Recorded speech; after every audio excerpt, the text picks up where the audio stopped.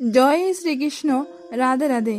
নমস্কার প্রিয় বন্ধুরা, সিআর মোটিভেশন চ্যানেলে আবারও নতুন একটা পর্বে আপনাদের সবাইকে স্বাগত। বন্ধুরা, জ্যৈষ্ঠ মাসের প্রতি মঙ্গলবারে পালিত হয় মঙ্গলচণ্ডী ব্রত। মা মঙ্গলচণ্ডীর সাপ্তাহিক পূজা হয় পুরো জ্যৈষ্ঠ মাস ধরে।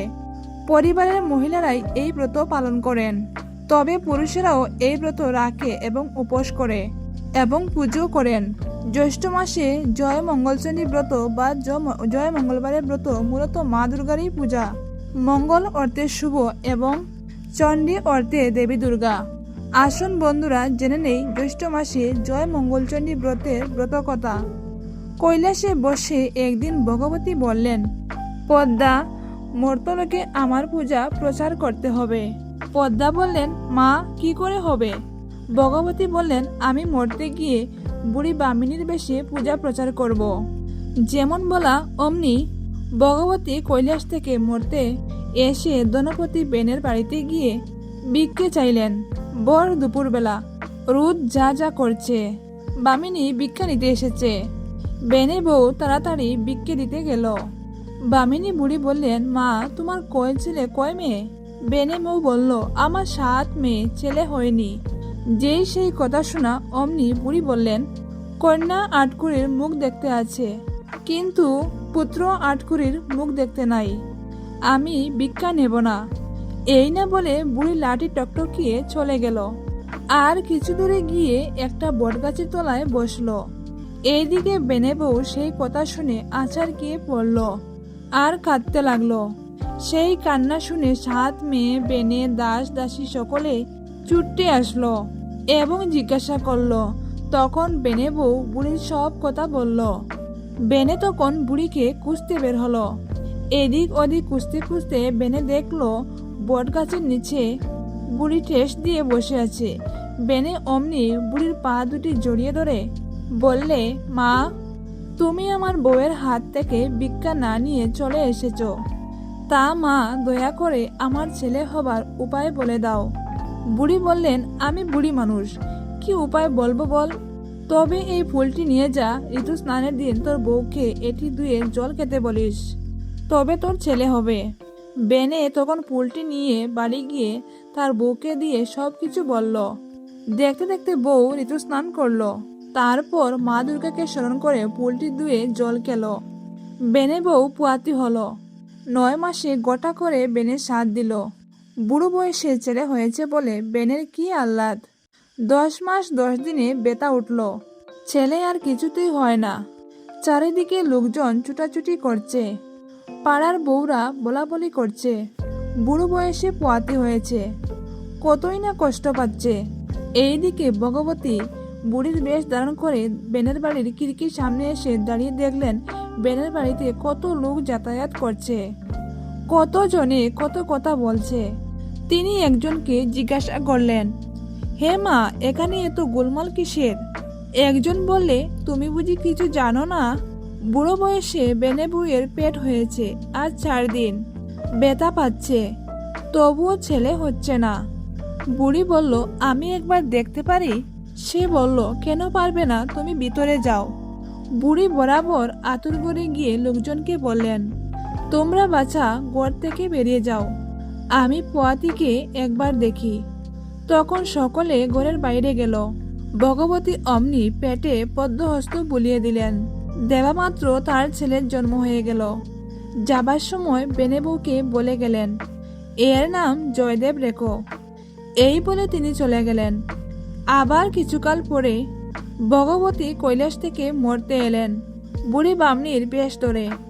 এসে তিনি লক্ষ্যপতি বেনের বাড়ি গিয়ে ভিক্ষা চাইলেন। বেনে বউ তাড়াতাড়ি তালা সাজিয়ে ভিক্ষা নিয়ে গেল। বুড়ি বললেন, হে মা, তোমার কয় ছেলে কয় মেয়ে? বেনে বউ বললে, আমার 7 ছেলে, মেয়ে হয়নি। সেই শুনে বুড়ি বলল, বাপ রে, পুত্র আটকুড়ির মুখ দেখতে আছে, কিন্তু কন্যা আটকুড়ির মুখ দেখতে নেই। আমি ভিক্ষা নেব না। এই বলে বুড়ি চলে গেল এবং গিয়ে একটা বটগাছের তলায় বসলেন। এইদিকে বেনে বউ আছাড় খেয়ে কাঁদতে লাগলো। কান্না শুনে লোকজন ছুটে এসে বেনে বউকে তুললেন। তারপর জিজ্ঞাসা করলেন, কি হয়েছে? সেই শুনে বউ বলল, একটা বুড়ি বামনি ভিক্ষে নিতে এসে যা তা বলে চলে গেল। লক্ষ্যপতি তখন লোকজন সঙ্গে নিয়ে বুড়িকে খুঁজতে গেল।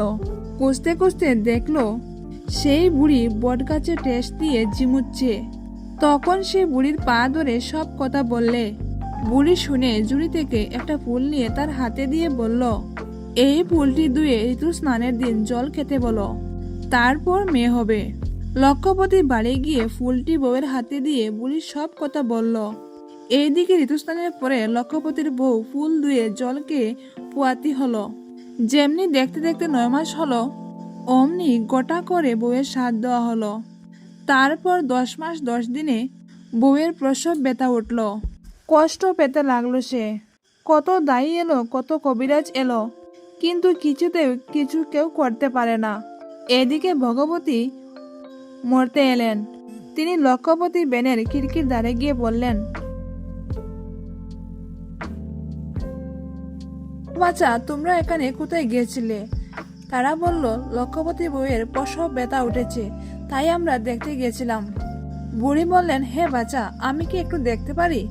তারা বলল, হ্যাঁ নিশ্চয়ই পারবে, তুমি যাও ভিতরে গিয়ে দেখে এসো। বুড়ি তখন বরাবরই আতুর ঘরে গিয়ে দেখলেন ঘর ভর্তি লোক। বুড়ি বললেন, তোমরা সব একটু বাইরে যাও, আমি একটু দেখি। বুড়ির কথা শুনে সকলে বাইরে গেল। তখন বুড়ি পোয়াতির পেটে পদ্মহস্ত যখনই বুলিয়ে দিলেন, অমনি বেনের বউয়ের একটি মেয়ে জন্ম নিল। মেয়েটি কলকল করে হেসে উঠল। তাই দেখে বুড়ি বলেন, এই মেয়ের নাম জয়াবতী রেখো। এই বলে বুড়ি চলে গেলেন।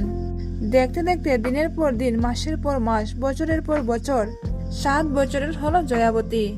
পাড়ার সব মেয়েদের নিয়ে পুকুর পাড়ে কাঁঠাল পাতা, দুব্বা, বেল পাতা, বনের ফল ফুল আর বালির নৈবেদ্য সাজিয়ে মা মঙ্গলচণ্ডীর পূজা করছে।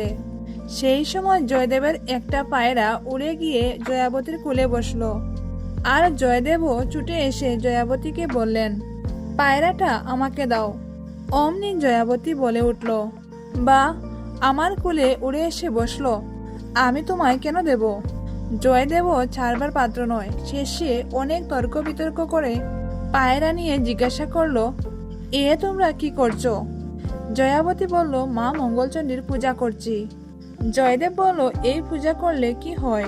জয়াবতী বলল, হারালে পায় মনে জয়, পাড়ায় কাটে না, আগুনে পুড়ে না, জলে ডুবে না, সতী মেয়ের গড় হয়, রাজা মূলে রাজা পায়। এই কথা শুনে জয়দেব পায়রা নিয়ে বাড়ি এসে গুসা করে ঘরে ঢুকলো। বেলা দুপুর হলো, ছেলে এখনো নাইলো না, খাইলো না, কোথায় সে? তখন বেনে বউ চারদিকে খুঁজলেন। তখন দেখলেন ছেলে গুসা করে ঘরে শুয়ে আছে। তখন তিনি ঘরে গিয়ে ছেলের মাথায় হাত বুলিয়ে কত আদর করলে এবং জিজ্ঞাসা করলেন, অসময়ে এমন করে শুয়ে কেন বাবা? জয়দেব বলল। তখন ছেলে বলল, মা, তুমি যদি আমায় ওই ধনপতি বেনের মেয়ের সঙ্গে বিয়ে না দেও, তাহলে আমি নাইব না আর খাইবও না। ছেলের কথা শুনে মা বললেন, এই কথা তার জন্য বাপ নাকি?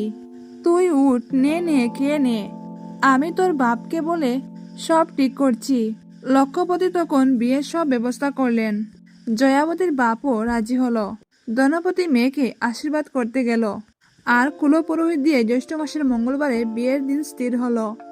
খুব গোটা করে জয়দেবের সঙ্গে জয়াবতীর বিয়ে হলো। বর কন্যা উভয়ে বাসর করে আনন্দ করল। যথাসময়ে স্ত্রী আচার শেষ করে বর সজ্জায় শয়ন গেল।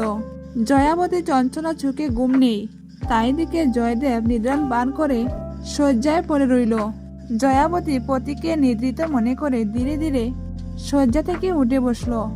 আর আঁচলের কুট খুলে গপ বার করে যখন কাঁদছে, তখন জয়দেব চোখ খুলে বলল, আমি যা জিজ্ঞাসা করছি তুমি তা সত্যি করে বলো। আমাকে টুকটাক বা গুনগান করলে? জয়াবতী বলল, আমি টুকটাক জানি না, আর গুনগান কাকে বলে সেটিও শুনিনি। আর জয়মঙ্গলবার তাই গপ গিললুম। জয়দেব জিজ্ঞাসা করলো, এই পুজোর ফল কি? জয়াবতী বলল, এই পুজোর ফল অনন্ত। বিয়ের আগেই আমি তোমাকে বলেছিলুম। পরের দিন সকালে 7 ডিঙ্গা নানা ধনরত্নে পূর্ণ হলো। কাঠ, বিছানা, স্বর্ণ, রূপোর তৈরি জিনিসপত্র কতই না ছিল। বর কনেকে বিদায় দিতে হবে। লক্ষ্যপতি মেয়ের সর্বাঙ্গ হীরের অলঙ্কারে মুড়ে দিল। কিছু জলযুগের পর বরবধূ বিদায় নিয়ে ডিঙ্গিতে চড়ে যাত্রা শুরু করলো। ডিঙ্গি ছাড়ল অসীম অনন্ত জলরাশি, ঢেউয়ের পর ঢেউ, যেদিকে চাও কুল কিনারা নেই এবং অনন্ত জলরাশি হু হু করছে। তাই দেখে জয়দেব জয়াবতীকে বললে, প্রিয়ে, এখানে জলদস্যুর বড় উৎপাত, তোমার গায়ে গয়না থাকা নিরাপদ নয়। এক কাজ করো, তোমার গয়নাগুলো খুলে দাও। জয়াবতী তাই করলো।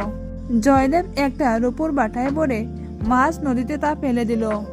এমন সময় একটা রাঘব বোয়াল বাটাটা গিলে ফেলল। তাই দেখে জয়াবতীর প্রাণ কেঁপে উঠল। মনে মনে মা মঙ্গলচণ্ডীকে স্মরণ করে বলল, মা, আমার অদৃষ্টে এই ছিল, সকলে তোমার ইচ্ছা মা। এইদিকে 7 ডিঙ্গা হেলতে দুলতে উজ্জয়িনীর ঘাটে এসে ভিড় করলো। বর এসেছে, বর এসেছে, চারিদিকে এই শব্দ মুখরিত। আগে থেকে পথে পথে পুষ্পমালা সজ্জিত ছিল। শত শত দাস দাসী বরবধূকে নিয়ে যাওয়ার জন্য ঘাটে এসে উপস্থিত ছিল। দেখে সকলে স্তম্ভিত। বিপুল ধনের অধিপতি লক্ষপতি সদাগরের একমাত্র কন্যা, গায়ে একটিও গয়না নেই, পরনে সামান্য একটা শাড়ি। তা দেখে নানাজনে নানা কথা বলতে লাগলো। জয়দেবের কানেও এই কথা গেল। সে বলল, তোদের এত কথায় কাজ কি? তোরা চুপ করে থাক। ইস, বিয়ে হতে না হতেই শ্বশুরবাড়ির প্রতি এত টান, না জানি এরপর আরো কত হবে। তাই বলে 7 বোন মুখ বাঁকিয়ে চুপ করে রইল। সব লোকের ব্যঙ্গ বিদ্রুপ শুনে বেনাবইয়ের প্রাণে বিদ্রুপ গীতল। তারপর পুত্রবধূকে বরণ করে ঘরে তোলা হলো।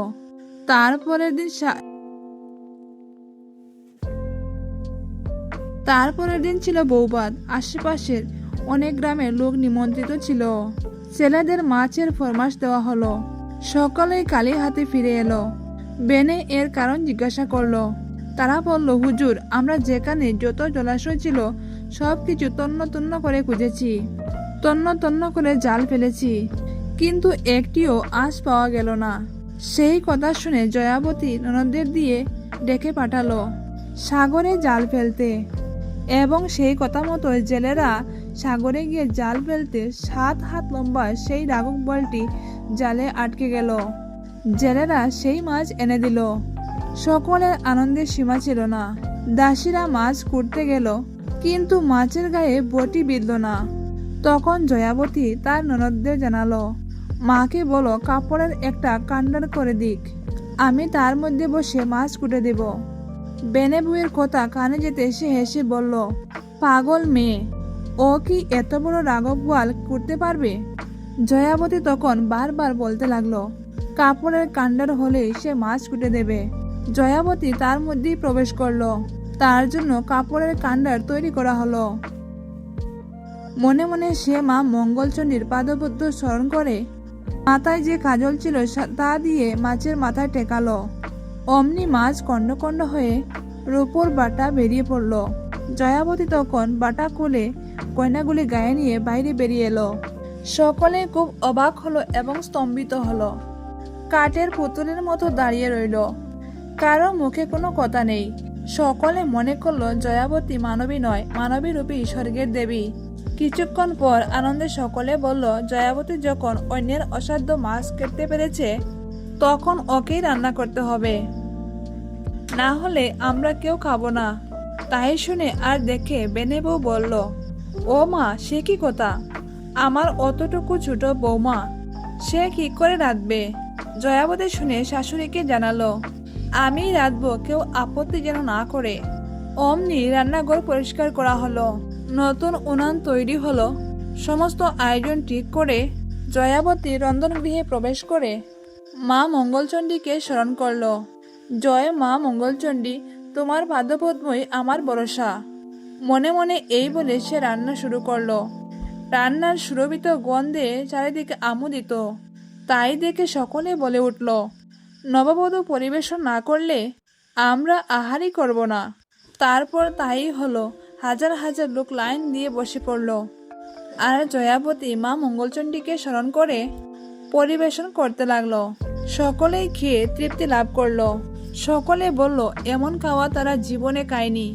কামনা করি জয়াবতী একটি সুসন্তান লাভ করুক।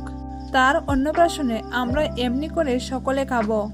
এখন জয়াবতীর বয়স 11। মা মঙ্গলচণ্ডীর দয়ায় তার গর্বের লক্ষণ প্রকাশ। 3 মাসে কানাকানি, 4 মাসে জানাজানি, 5 মাসে দই মিষ্টি, 7 মাসে বাজা, 9 মাসে সাধ দেওয়া হলো গোটা করে। 10 মাস 10 দিন পূর্ণ হতে শুভক্ষণে, শুভ লগ্নে, শুভ তিথিতে বিনা কষ্টে অন্যের অজ্ঞাতসারে একটি দেবতুল্য পুত্র সন্তান জয়াবতী প্রসব করল। আত্মীয় স্বজন, দিন ও দুঃখী, আহত অনাহত অতিথি সকলকে সযত্নে ধনরত্ন মিষ্টি বিতরণ করা হলো। সবাই নবজাত পুত্রকে মনের সুখে আশীর্বাদ করে চলে গেল। 5 দিনের দিন জয়াবতী ছেলেকে শুয়ে স্নান করতে গেল। আর সেই অবসরে জয়দেব ঘরে গিয়ে ছেলেকে পাঁচুটের পনের ভিতর ফেলে দিয়ে আসলো। মা দুর্গা খুবই রেগে গেলেন এবং মা দুর্গা ব্রহ্মাকে ছেলেকে রক্ষা করতে বললেন। জয়াবতী স্নান থেকে এসে দেখে একটি সুপুরুষ ব্যক্তি ছেলেকে কোলে নিয়ে বসে আছে। পরিচয় জিজ্ঞাসা করলে ব্রহ্মা বললেন, আমি যেই হই জানবার কোনো প্রয়োজন নেই। ছেলেকে একা রেখে গিয়েছিলে, কখন কি বিপদ ঘটে এই আশঙ্কায় আমি ছেলেকে রক্ষা করেছি। এখন তুমি তোমার ছেলেকে নাও বলে ছেলে দিয়ে চলে গেল। 6 দিনের দিন আবার জয়াবতী ছেলেকে শুয়ে দিয়ে স্নান করতে গেল। আর জয়দেব ছেলেকে আবার গরুর পায়ের নিচে গিয়ে রেখে আসলো। ভগবতী সব জানতে পারলেন এবং সেই মুহূর্তে গরুর পায়ের থেকে ছেলেকে নিয়ে তিনি বসে রইলেন। জয়াবতী ফিরে এসে দেখে বলল, কে মা তুমি? ছেলেকে কুলে নিয়ে বসে আছো?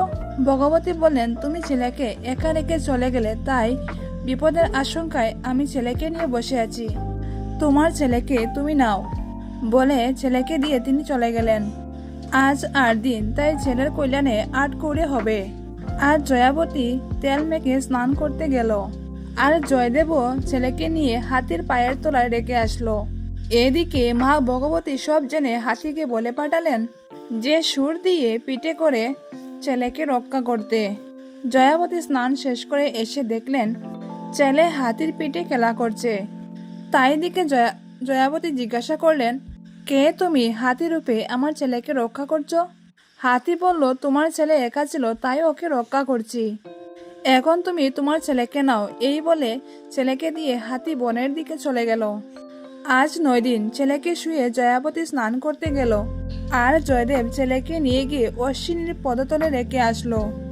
আর তখন ভগবতীর আদেশে অশ্বিনী ছেলেকে খুলে নিয়ে দাঁড়িয়ে রইল। জয়াবতী স্নান করে এসে ফিরে দেখলো ছেলে অশ্বিনীর পিঠে খেলা করছে। সে জিজ্ঞাসা করলো, কে তুমি? অশ্বিনী বলল, তোমার ছেলেকে রক্ষা করেছি। তুমি এখন তোমার ছেলেকে নাও, আমি যাই।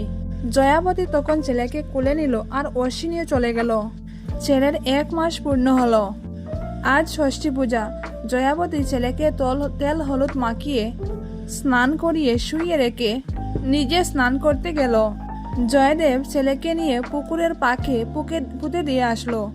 জয়াবতী স্নান করে যেমন উঠতে যাবে অমনি আঁচলে টান পড়ল। ফিরে দেখে জয়াবতী ছেলে।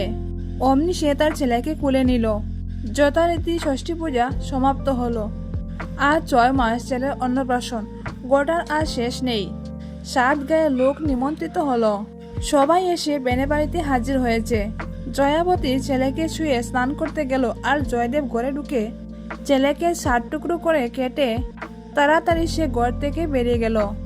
এদিকে ভগবতী রেগে রুষ্ট হয়ে গেলেন। তিনি তখন অমৃত কুণ্ডের অমৃত নিয়ে বেনে বাড়িয়ে গিয়ে ছেলের কাটা অঙ্গে ছিটিয়ে দিলেন। ছেলে অমনি জীবিত হয়ে উঠল।